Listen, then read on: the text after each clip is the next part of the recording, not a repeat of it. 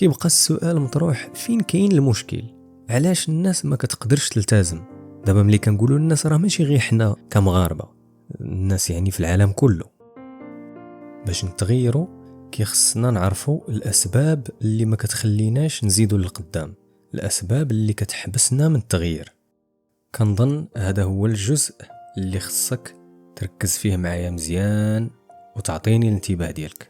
كاين واحد القانون خطير الا طبقتيه في حياتك كون اكيد ان التحفيز والاستمرار ديالك عمرو يموت. هذا القانون سيدي كيتسمى، الا كيعجبوك بحال هاد المواضيع وبغيتي تدعمنا ما تنساش تشترك في القناه ودير واحد لايك الى عجبك الفيديو، وبهذه الطريقه كتشجعنا بزاف باش نزيدو نبدعو ونعطيو اكثر. في البدايه ديال هذا العام غنبدا نتعلم لونجلي، مور العيد غنبدا نتريني، الدوره الثانيه غنجمع راسي، غنصاوب فورمه، غادي نبدا بروجي، غنقلب على خدمه، غنولي نعس ونفيق بكري، غنتعلم الجيتار. في البدايه ديال العام غالبا كيجي واحد الحماس، واحد الاراده، راه ما يمكنش. كيبقى الواحد يحط اهداف جديده في حياته وكينوي التغيير. كاين كاع اللي كيبدا يحط خطوات وكيخدم عليهم، ولكن مع مرور الوقت واش كيقدر الانسان يلتزم بهذوك الاهداف؟ واش يقدر يحققهم؟ واحد الاستطلاع داروا موقع finder.com لقى بلي هاد الناس اللي كيحطوا اهداف وقرارات في حياتهم ما كيجي فين يوصل شهر جوج، يعني اللي هو فبراير، حتى كتلقى 80% ما قدراتش تلتزم وما قدراتش تحافظ على هذوك الاهداف ديالها. وفقط 8% من هاد الناس هما اللي كيحققوا اهدافهم يعني في نهاية السنة. والسؤال هو، واش هاد 80% فيهم غير الهضرة وفاشلين؟ واش الذكاء ديال هاد الناس منخفض؟ واش الإرادة ديالهم ضعيفة؟ أو لا واش هاد الناس معكازين؟ كاين اللي غيجي يقول لي وعلى حساب الهدف واش كبير ولا صغير، يعني على حساب الهدف واش سهل ولا صعيب. بحال مثلا تبدا بروجي ماشي هو تبدا التريني، يعني انك تبدا بروجي راه كاينين صعوبات واكراهات وتحديات وفيها بزاف ديال المصاريف. ولكن باش تبدا التريني راه شي حاجه سهله، يعني من غدا تقدر تمشي لاصال تهز الصاك ديالك وتمشي التريني. يعني يا سيدي تقدر تمشي لارخص صال كاع، يعني حاجه بسيطه.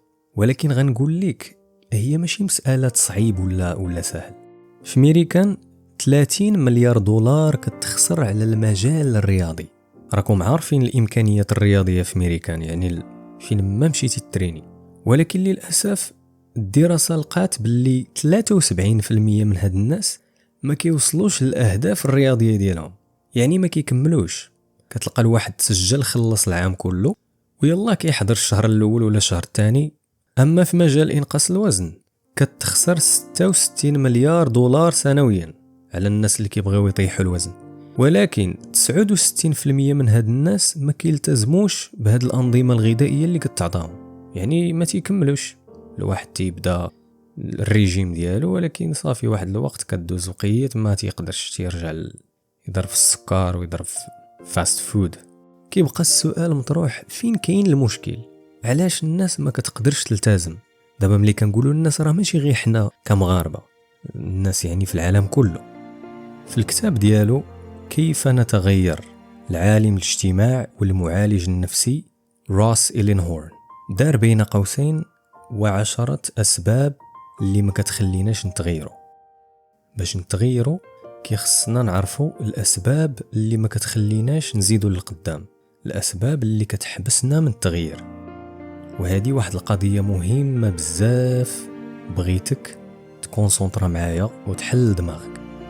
علميا الدماغ البشري كيخدم بواحد الميكانيزم سميتو هوميوستاتيس.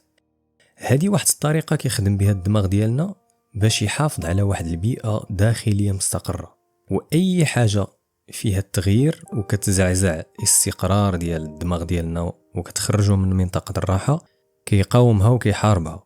مثلا فاش كنبداو ندخلوا في شي تغييرات في حياتنا الدماغ تيوقع ليه واحد الاضطراب في هذا التوازن، يعني كيكون الدماغ هاني مع راسو مرتاح.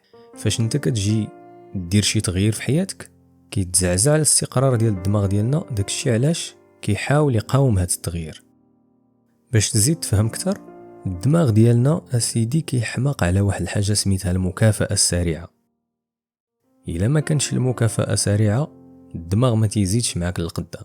مثلا فاش كتبغي تجرب شي حاجه جديده اللي فيها التغيير، شنو كيدير الدماغ ديالك كيشوف الا فيها المكافاه السريعه ولا شي ربح سريع، ها هو معك. الا شاف المكافاه بعيده ومعطله، تما كي اكتيفي داك المود اللي هضرنا عليه. داكشي علاش الدماغ ديالنا كيقاوم التغيير. ايوا شنو نديزاكتيفيو هذا النظام؟ خصك تعرف باللي هذا النظام اسيدي راه ماشي خايب، ماشي شي حاجه اللي هي سلبيه. هذا النظام كيحمينا من بزاف ديال الضغوطات. بلا بيه ما تصورش شحال ديال الستريس وشحال ديال المشاكل النفسيه اللي غادي نعانيو منها. هذا النظام شي حاجه اللي هي مزيانه، يعني ما غاديش نديزاكتيفيوه وما يمكن ليناش نديزاكتيفيوه، ولكن خصنا نعرفوا كيفاش نتعاملوا معاه. واخا سيدي، دابا ملي عرفنا ان دماغنا كيعجبو الراحه وتيعجز على التغييرات الكبيره، ما تيقدرش يلتزم، اذا حنا غنخدموا معاه غير بالفن.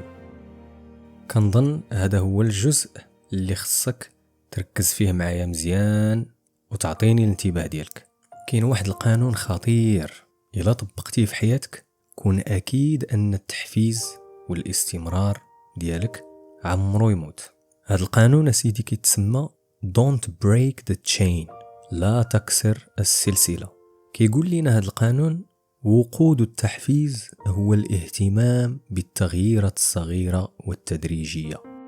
يعني ليسانس ديال التحفيز ديالنا هو نقدروا كل خطوة صغيرة درناها في حياتنا، نقدروها ونحتفلوا بها ونكافئوا راسنا عليها.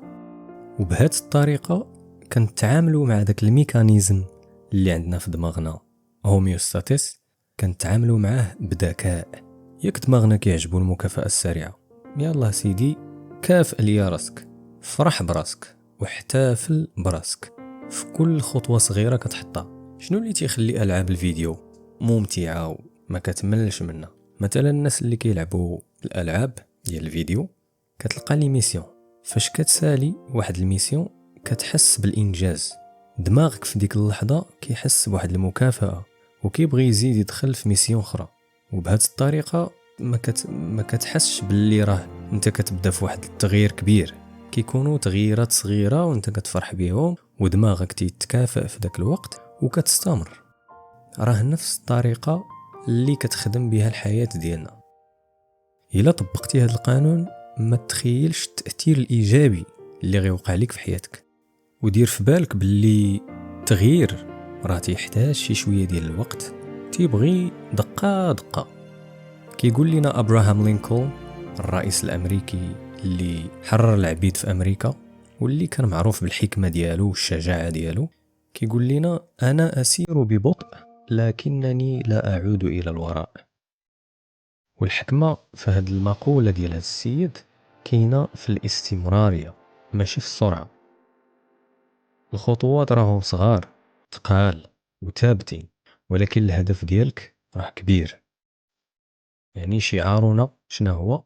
Don't break the chain،